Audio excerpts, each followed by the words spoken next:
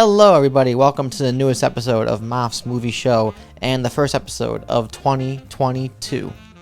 I'm your host, as always, somebody who doesn't engage with film Twitter discourse because Twitter is not real. We're going to talk about the biggest movies of the year of our Lord, 2022. There's some big movies coming out this year, a pretty significant year. A lot of movies that are still being pushed from 2020. Movies are still being delayed because Omicron is out here. And it's targeting on site. Is that how the kids say the meme? There's still a lot of Marvel movies coming out. Still a lot of superhero movies coming out. But we do have some movies that I am looking forward to very much so. And you might be surprised by the movies that I'm actually looking forward to most. So I'm just going to go chronologically from January on. And it's one of those years where we have a movie that is anticipated highly coming out in the month of January. It's kind of like when we got Glass a couple years ago from M. Night Shyamalan in January. Or Split, which was a big hit when that movie came out in 2017 in January.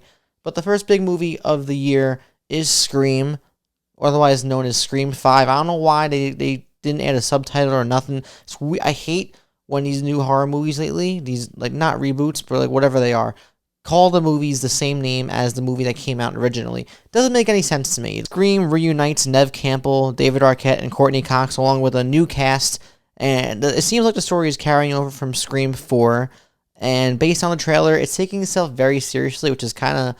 I feel like Wes Craven, obviously the master, rest in peace, did a really great job of telling an engaging horror story while also being lighthearted and tongue-in-cheek. But I hope the trailer isn't indicative of what the actual movie is. And I've heard people who read the script said it's awesome, so I'm looking forward to watching that next week. Wow, that was quick. And then later in the month, we have Morbius. Morbius can go suck a big fat... Anyway, moving on to February, we have Moonfall, a movie about the moon falling onto planet Earth. Yeah, we also have the new Jackass Forever, which got delayed from October to that month. The trailers are great. The movie looks incredibly hilarious. I cried watching the trailer when I saw it in theaters, which is weird. I'm assuming this is going to be the last one with this crew. So, as long as they're having fun, I look forward to having fun with them in the theater. Then we have Death on the Nile, which seems to be one of those movies that features the biggest canceled list cast of all time. So let's skip over that. We also have Uncharted, which is supposed to be a big movie that month. It's got Tom Holland and Mark Wahlberg. And I've been talking about this on Twitter. The whole thing with Mark Wahlberg, he's playing a character who in the video games has a mustache, and he doesn't have a mustache in the movie, but in the latest trailer, it's in the trailer, so it's not really a spoiler, they show him with a mustache, and Tom Holland as Nathan Drake making a witty comment about, "Whoa, look at that thing on your face," and I made a joke about it, saying, I bet at the end of the movie he gets a mustache, and Tom Holland makes a witty joke about it, and I swear on the Lord, if that's what the end of this movie is, then this movie is officially on my shit list. But people are looking forward to it. It looks like it's like an amalgamation of the best of all the Uncharted games. Well, we'll see. Channing Tatum directed a movie. It's called Dog. The trailers look cute enough. It might be a fun little movie to watch in theaters or at home. We'll see. Moving on to March, we have The Batman, starring Robert Pattinson. Trailers have been bangers. It looks like it's going to be one of the best movies of the year, according to those trailers. I know there is an oversaturation of characters like Batman, but Matt Reeves putting in his own particular vision for this, it looks stunning. Whether it turns out good or bad, visually it looks like it's going to, and sonically it looks like it's going to bring theaters down. So I'm really excited to watch that one in theaters. Then we have Disney and Pixar's Turning Red, which looks like a giant analogy for puberty. We've seen movies that are about puberty before from Disney and Pixar, right? Inside Out, a little bit. Growing up, coming of age. It's got like an early 2000s feel, which feels weird now that we're getting to a point where early 2000s is becoming an aesthetic for movies. I don't like it. Makes me feel very old.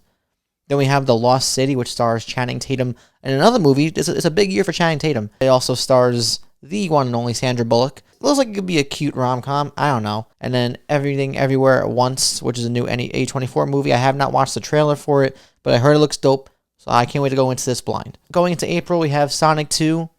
Sonic 1 was fun. Happened right before the pandemic. Don't forget, it's Sonic's fault the pandemic happened. And we also have a new Michael Bay joint ambulance with Jake Gyllenhaal and Yahya Mateen II. I feel like I'm just saying, I don't know, it looks fun a lot, but I don't know, it looks fun. If you like Michael Bay, you're probably looking forward to this a lot. If you're not, probably going to skip it. That's probably just how it's going to be. Then we have the new Fantastic Beasts, The Secrets of Dumbledore.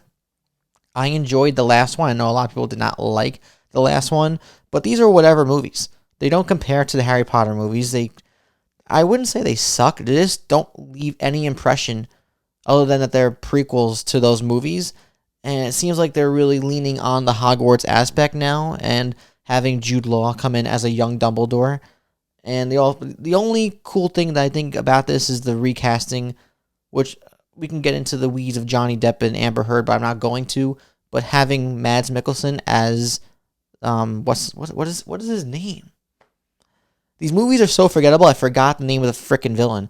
But Mads Mikkelsen replacing Johnny Depp, solid. Then we have the new Robert Eggers joint, The Northman, Viking movie. Looks incredible. Can't wait for that. Lighthouse is one of my favorite movies of all time now at this point. So, yeah, bring it on. We also have The Unbearable Weight of Massive Talent, which stars Nicolas Cage playing himself and Pedro Pascal. Haven't watched the trailer. I don't want to watch the trailer, but the premise sounds, at least conceptually, very interesting.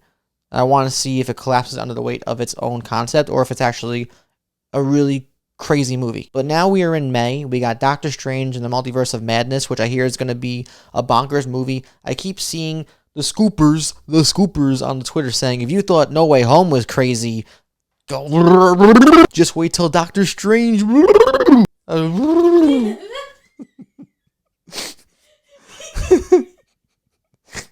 It worked for No Way Home, but if Doctor Strange 2 is just like a mishmash of cameos from people that we've seen over the past 25 years of superhero movies from other multiverses, and I honestly couldn't care less. I'll still enjoy watching it, but I want something deeper than that. The fact that they got Sam Raimi to direct this gives me hope, but we'll see what happens. I'll keep my fingers crossed, cautiously optimistic.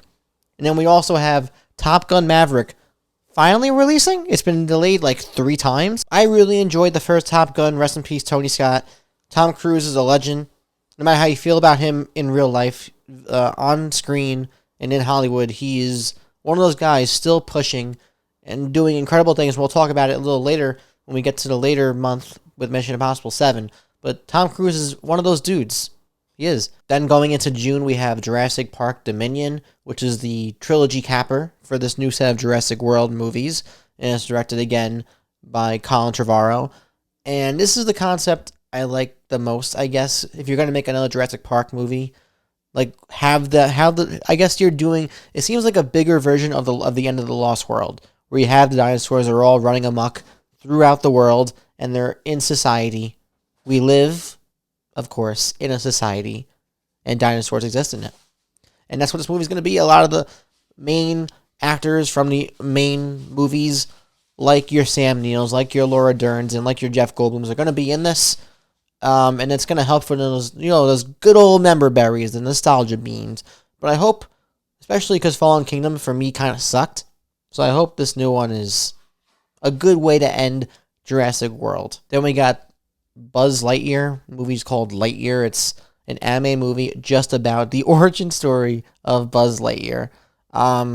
Okay. I can't help but be cynical about this and think this is literally just another way for them to make a new Toy Story movie. I swear, though, if at the end of this movie, or if the success of Lightyear leads to a real animated Western based on the character of Woody, and we start getting movies about individual characters from Toy Story in respectively real environments, Ham the pig in a farm, Ham the movie, I swear.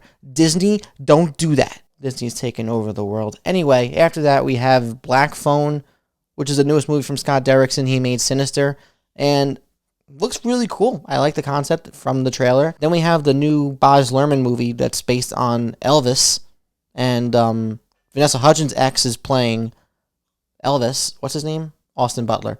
Got Tom Hanks playing his manager. We have no footage from it, but, I mean, I didn't really like Great Gatsby all that much, but Baz Luhrmann, his style matched with the musicality and just the legendary bravado of an Elvis Presley. It could be a banger. Going into the summer, we have the new Thor movie, Thor: Love and Thunder. I mean, I'm one of the only people, it seems, that doesn't really love the last Thor movie. It's enjoyable. It's a fun time. I haven't really rewatched it, though. It's all right.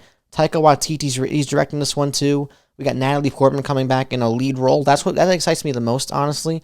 But besides from that, maybe because I'm one of those people who's kind of getting tired of Marvel movies. I love Spider-Man, but I'm getting tired of Marvel movies just dominating the blockbuster landscape.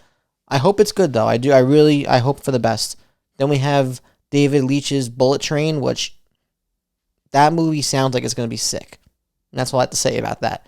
Then we have the new Jordan Peele movie. It's called Nope. All we know. The poster looks like it's about aliens, and the movie is called Nope. It's a summer movie. The last movie he made was Us, and I freaking loved Us. I love Get Out. So, if there's any indication of those two movies, Nope is going to also be sick. And then we end the month of July with Dwayne "The Rock" Johnson as Black Adam, the actor who seems to be playing the same person in every freaking movie lately. And I love you, Dwayne, but, do something different. Black Adam is a villain, and he seems to be a little bit intimidating based on the little footage reel we got from DC's Fandom last year. I want this to be good, but I can't help. The cynical part of me is coming out and going, Black Adam's not going to be good. It's Dwayne "The Rock" Johnson. Every movie he makes isn't really that good. Jungle Cruise was mid. It was mid. I'm slowly slipping into madness. There was nothing in August. I don't know. Nothing that I really recognized. So I went right to my birthday month, and we have the new Olivia Wilde movie called Don't Worry, Darling. It's got Florence Pugh, Harry Styles in it. It's got, what's his face too in it? Chris Pine. And it's like a 50s movie, and I don't know much else about it. But Olivia Wilde is directing it. She made Booksmart. Booksmart was really good. And the cast is just fire. So, based off of that, it's going to be a fun movie. And then we also have, in the month of September, Happy Birthday to Me, Mission Impossible 7. If Christopher McQuarrie continues to deliver like he has with Rogue Nation and Fallout, I'm going to bug out for this new Mission Impossible movie. Then in October, we have the new Spider-Verse movie, Across the Spider-Verse. I love Into the Spider-Verse. It's a perfect Spider-Man movie. And based off the little trailer we got for the new one, if that's any indication of this, just the variety of style we're going to get from an anime standpoint, this movie's going to be sick. It's going to be sick. And then we also have the conclusion of the new Halloween trilogy, Halloween Ends. People hated Halloween Kills. I enjoyed Halloween Kills. It was stupid. The plot really didn't make any sense, but I still really liked it. I hope it's a good end of that trilogy. Because then eventually we're going to get Michael Myers movies again. Because that's how this... Gotta keep making them. Gotta keep churning them out because they make the money. In November, we have a couple big movies coming out. We have The Flash, which is bringing back Michael Keaton as the Batman. I mean, I don't really care for the Flash character, but I guess they're doing their own multiverse shit too. So... I sound so cynical right now. I'm sorry. And we also have the new Black Panther movie, Wakanda Forever. And that's having a lot of problems. God bless Ryan Coogler right now, because Letitia Wright, who plays Shuri in these movies, is anti-vax. And apparently she's causing a lot of shit on set. If it comes out, Black Panther 1 was a cultural phenomenon. So we'll see how this one does. And we also have Creed 3, which is being directed by Michael B. Jordan. Is this his first movie being directed? I'm pretty sure it is. The first two Creeds made me cry like a baby. This one's probably going to do the same thing. Then we're going into the last month of the year, December. And we have a few movies. Mario Brothers movie starring the one and only Chris Pratt. It's probably going to suck. We have the Whitney Houston movie, which I'm probably going to have to go see with my mom, because she loves Whitney Houston. But it's got Naomi Ackles as Whitney Houston, and it'll probably be a typical run-of-the-mill biopic about her and her life, but it'll probably be a banger. We also have Aquaman 2. I mean, Aquaman 1 was cool. James Wan's directing it. Could be fun. And we also have Avatar 2. It's been over 12... When this movie comes out, if it comes out, it'll have been 13 years since the first Avatar. There are kids who were born after Avatar who are straight up going to be teenagers when this comes out. That's crazy. Do people even care about Avatar anymore? We're going to find out. Avatar was the biggest movie of all time. It made the most money until the Avengers Endgame beat it. So, the tall blue people in space. Do people care about Avatar still? They made a land in Disney for I don't know. I mean, that says something, right? Right? I don't know. I really don't know. I want this to be awesome. I do. I haven't watched the first Avatar in probably 10 years. But James Cameron, you can't bet against James Cameron. He made every movie he makes. Terminator 2, Aliens, Titanic, and Avatar. People claim Avatar didn't have an impact on movies in the world and cinema, blah, blah, blah. It did. It did. It caused 3D movies to be a big thing for like half the 2010s. We'll see what happens. I'm excited for that first trailer whenever it comes out. Don't bet against James Cameron. I bet you this is going to be one of the biggest movies of 2022. Whether you like it or not. Scream comes out next week. That's crazy. A new Scream with the main cast. One of them is dying. David Arquette, betting on you. Dewey, your ass is fried. Sorry. But yeah, hoping that I can crunch in the last movies I'm trying to watch for 2021 this week and make that top 10 list next week for next week's episode. I have my list ready to go, but just in case something gets pushed, I don't like succumbing to the pressure of getting my top 10 videos out before the end of the year, because there are always movies for me that I mean to watch, but I don't get to watch until now in January. So hopefully look forward to that top 10 video next week. And yeah, thank you again for watching. I really appreciate the support. If you enjoyed this and you haven't already, you can subscribe, like the video, ring the bell so you'll always be notified of a new video, and of course comment down below and let's have some fun talking about what we're looking forward to in movies in the year of our Lord 2022. Thank you again. I love all of you. I'll see you all next week. Have a happy new year. I hope you had a safe and healthy one. I'll see you guys later. Love ya. Bye.